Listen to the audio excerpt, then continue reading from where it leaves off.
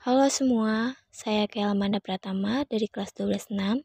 Di sini saya akan membacakan materi tentang belajar teks latar sejarah. Di sini saya akan membacakan pengertiannya terlebih dahulu. Jadi, teks berdasarkan cerita sejarah adalah teks yang berisi kisah nyata tentang peristiwa masa lalu yang penting dan memiliki nilai sejarah. Ditulis untuk mengingat, mengenang, serta memberikan pelajaran dari kejadian tersebut. Lalu ada tujuannya, yang pertama edukasi untuk memberikan pengetahuan tentang sejarah, yang kedua inspirasi untuk memberi teladan dari tokoh dan peristiwa, yang ketiga pembentukan karakter untuk menumbuhkan rasa nasionalisme dan cinta tanah air, yang keempat dokumentasi untuk mengabadikan peristiwa agar tidak dilupakan. Nah, selanjutnya ada ciri-ciri.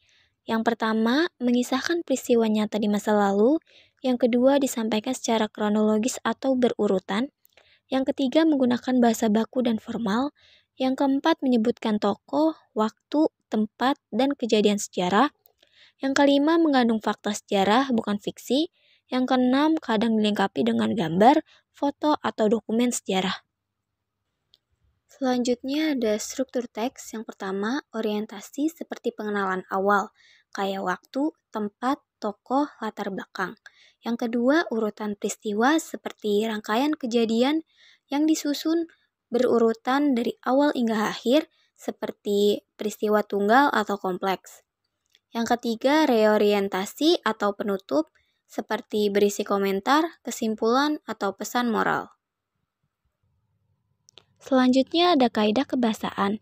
Yang pertama, kata kerja aksi seperti menyerang, membangun, menandatangani. Yang kedua, kata kerja pasif seperti dipimpin, dijajah, diresmikan. Yang ketiga, keterangan waktu seperti pada tahun 1945, setelah itu, kemudian. Yang keempat, kata benda historis seperti kerajaan, perang, proklamasi, pahlawan. Yang kelima, konjungsi kronologis seperti lalu, setelah itu, kemudian, akhirnya. Yang keenam, menggunakan kalimat lampau atau past tense. Selanjutnya ada jenis cerita sejarah. Yang pertama, cerita sejarah pribadi seperti pengalaman tokoh, misalnya biografi pahlawan. Yang kedua, cerita sejarah kolektif seperti kisah suatu kelompok atau masyarakat, contohnya seperti Sumpah Pemuda. Yang ketiga, cerita sejarah lokal, seperti sejarah di daerah tertentu, contohnya Kerajaan Kutai.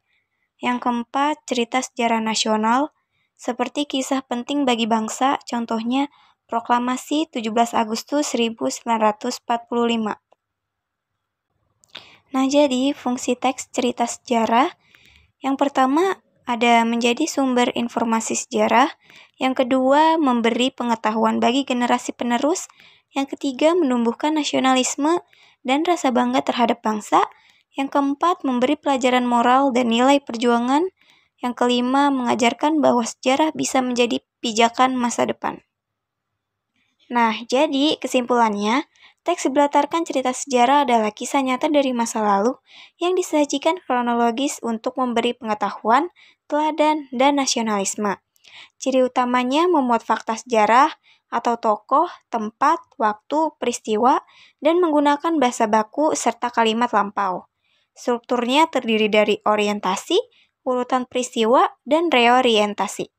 Dengan mempelajari teks sejarah, kita mengambil pelajaran berharga untuk masa depan dan menghargai perjuangan bangsa. Sekian materi dari saya, kurang lebihnya mohon maaf, terima kasih.